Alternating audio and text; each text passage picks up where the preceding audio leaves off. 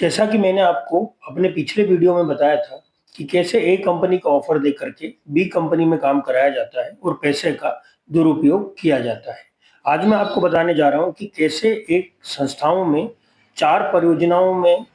काम लिया जाता है एक छोटे कर्मचारी से और उसका कैसे शोषण किया जाता है।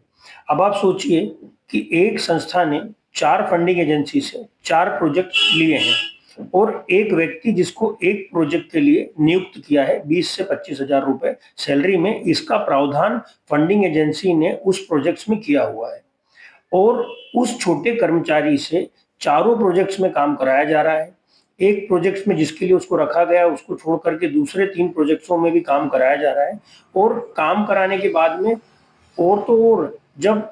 फंडिंग एजेंसी को रिपोर्ट शेयर की जा रही है तो उसमें उन 3 प्रोजेक्ट्सों में उन लोगों की सैलरी बुक की जा रही है जो लोग ये प्रोजेक्ट्स में काम ही नहीं कर रहे हैं। उनका इस प्रोजेक्ट से संबंध ही नहीं है, वो इस प्रोजेक्ट्स में काम ही नहीं करते हैं और ये वो लोग होते हैं जो उन संस्था के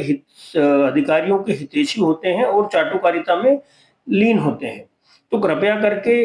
मेरा सभी उन छोटे कर्मचारियों से अनुरोध है कि जब भी आपको अगर किसी प्रोजेक्ट्स के लिए रखा जाए और दूसरे प्रोजेक्ट्स में काम कराया जाए तो आप उनसे प्रश्न करें कि आपने मुझे इस काम के लिए रखा है, आप दूसरे प्रोजेक्ट्स में काम करा रहे हैं तो दूसरों के प्रोजेक्ट्स में जो काम कराया जा रहा है उसके लिए मुझे अलग से वेतन दिया जाए, अलग से मुझे एक लेटर दिया जाए। और ऐसी स्थिति में आप तुरंत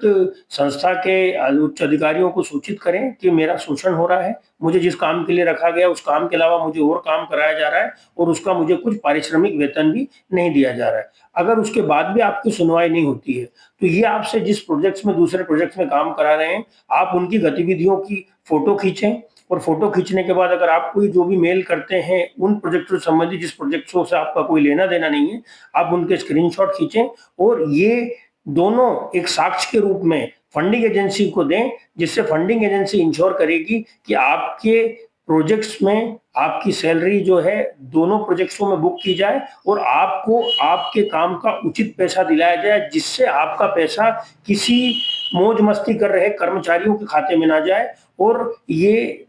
दुराचार और इस प्रकार से जो है पैसे का दुरुपयोग होने से बच सके और समाज सेवा के लिए जो पैसे फंडिंग एजेंसी ने दिए हैं उसका सदुपयोग हो सके, यही मेरी आपसे। संभवतः ही इस प्रकार की जो फर्जी गतिविधियां हैं वो रुकेंगी और देश जो है प्रगति की तरफ बढ़ेगा।